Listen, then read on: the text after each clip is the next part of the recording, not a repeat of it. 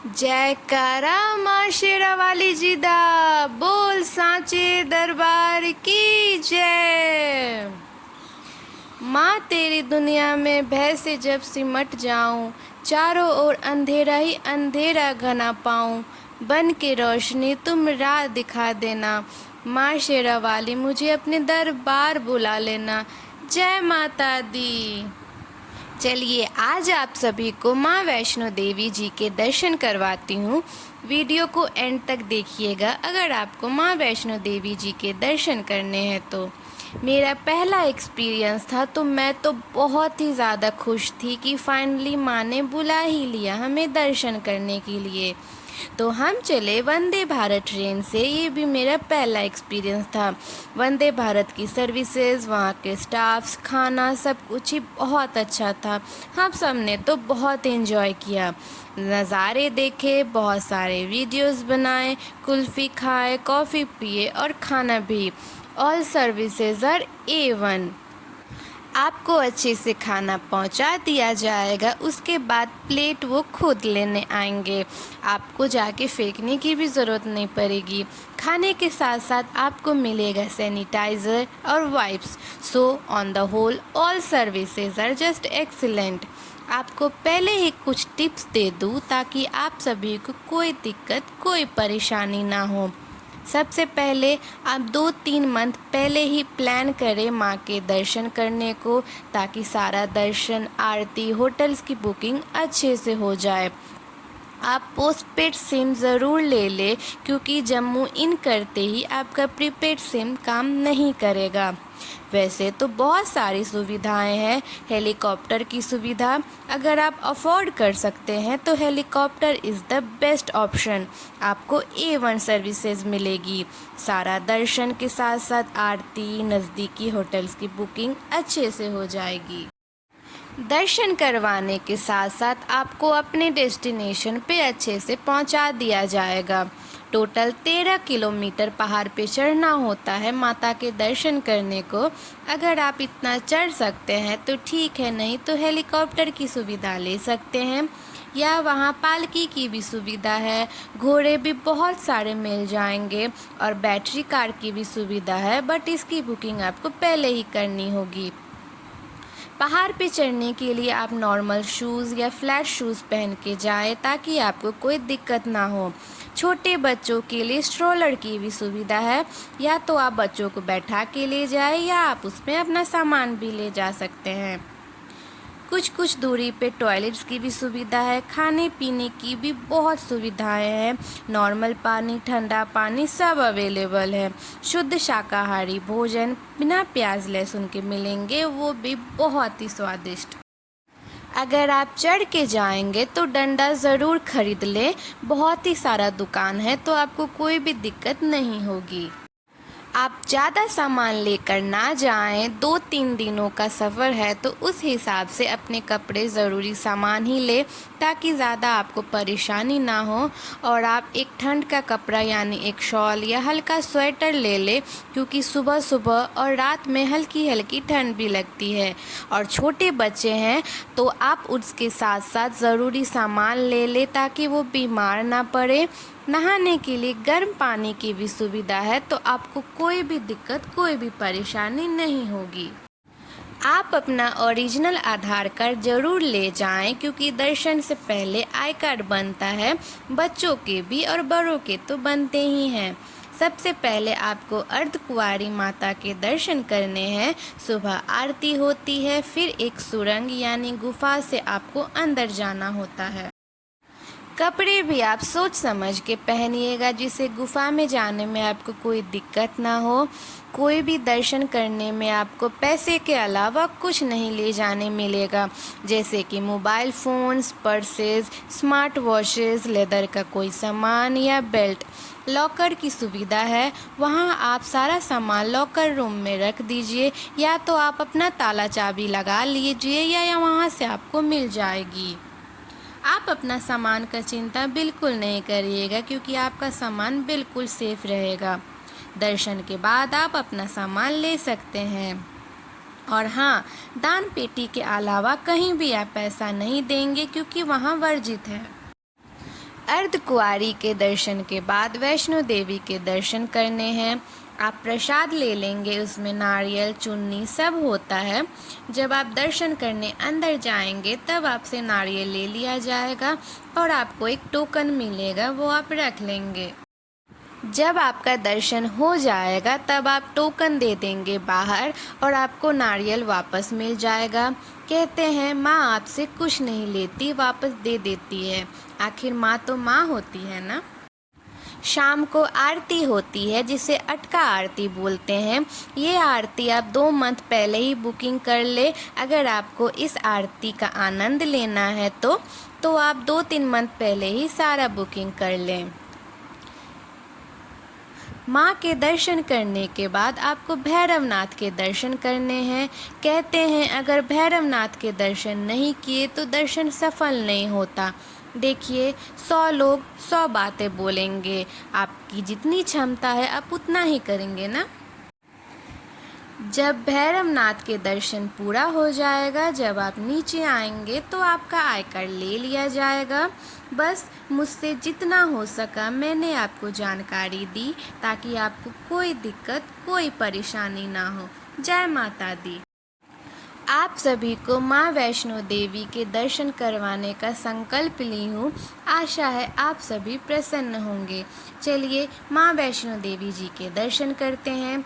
जैसे कि माँ दुर्गा की आराधना का महापर्व चैत्र नवरात्रि का त्यौहार 30 मार्च से शुरू हुआ। 9 दिनों तक चलने वाला इस पर्व का समापन 7 अप्रैल रामनवमी को हुआ। माना जाता है कि इस पर्व के प्रथम दिन से हिंदू नव वर्ष की भी शुरुआत होती है। इस पर्व के दौरान कुछ श्रद्धालु 9 दिनों तक व्रत रखते हैं और कलश की स्थापना करने के साथ ही अखंड ज्योत भी जलाते हैं। माता का पर्व आता है, हजारों खुशियाँ लाता है। इस बार माँ आपको वो सब दे जो आपका दिल चाहता है। जय माता दी। हमारे परिवार को भी सौभाग्य मिला इस पावन अवसर पर माँ के दर्शन करने का। कहते हैं ना, चलो बुलावा आया है, माता ने बुलाया है, तो बस माँ ने हमें बुला ही लिया अपने दिव्य दर्शन के लिए।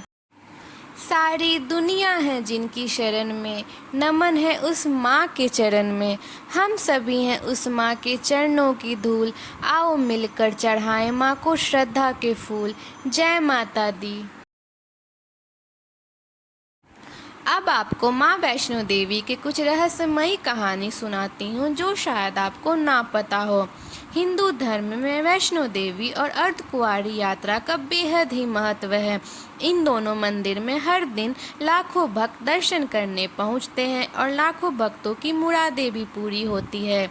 वैष्णो देवी और अर्धकुंवारी मंदिर जिस तरह देश और दुनिया में पवित्र स्थल के रूप में फेमस है, ठीक उसी तरह ये दोनों मंदिर अपनी रहस्यमयी कहानियों के लिए दुनिया भर में फेमस है। ये हम जानते हैं कि माता वैष्णो का दिव्य स्थान एक गुफा एक अंदर मौजूद है, लेकिन बहुत कम लोगों को मालूम है कि गुफा कितनी साल पुरानी है। मान्यता के अनुसार जिस गुफा में माता विराजमान है वो 100-200 साल नहीं बल्कि 1 अरब साल प्राचीन है। मान्यता के अनुसार वैष्णो मंदिर गुफा को गर्भजून के नाम से भी जाना जाता है। मान्यता के अनुसार वैष्णो माँ भैरवनाथ के चलते इसी गुफा में करीब 9 साल तक छिपी रही। इसी वजह से इसे गर्भजून के नाम से भी जाना जाता है।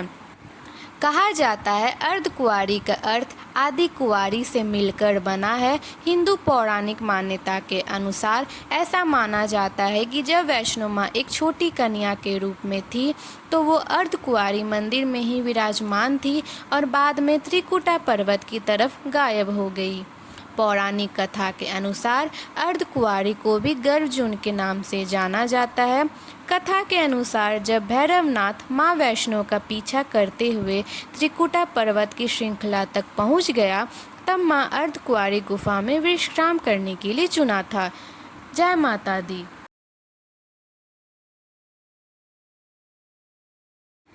अब माता के कुछ गीत गुनगुना ले, चलिए सब साथ मिलकर गाते हैं। माता जिनको याद करे वो लोग निराले होते हैं। माता जिनका नाम पुकारे किस्मत वाले होते हैं। चलो बुलावा आया है, माता ने बुलाया है। जय माता दी, चलो बुलावा आया है, माता ने बुलाया है। हो ऊंचे पर्वत पर रानी माँ ने दरबार लगाया है। चलो बुलावा आया है, माता ने बुलाया है। रास्ता देख रही है माता अपने आँखें की तारों का। रास्ता देख रही है माता अपने आँख के तारों का। मस्त हवाओं का एक झोंका ये संदेशा लाया है। चलो बुलावा आया है, माता ने बुलाया है। जय माता दी, चलो बुलावा आया है, माता ने बुलाया है। वैष्णो देवी के मंदिर में लोग मुरादे पाते हैं। रोते रोते आते हैं, हंसते हंसते जाते हैं। चलो बुलावा आया है, माता ने बुलाया है। जय माता दी, चलो बुलावा आया है, माता ने बुलाया है।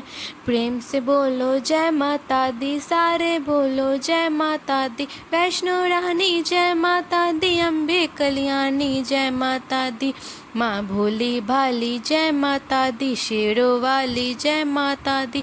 झोली भर देती जय माता दी, संकट हर लेती जय माता दी। जय माता दी, जय माता दी, सारे बोलो जय माता दी। प्रेम से बोलो जय माता दी, सारे बोलो जय माता दी। जय माता दी, जय माता दी, सारे बोलो जय माता दी। जय माता दी, जय माता दी, प्रेम से बोलो जय माता दी। बोल सांचे दरबार की जय।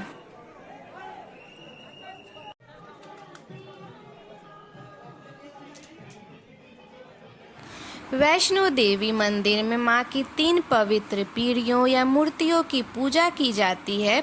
ये 3 रूप हैं, महाकाली, महालक्ष्मी और महासरस्वती।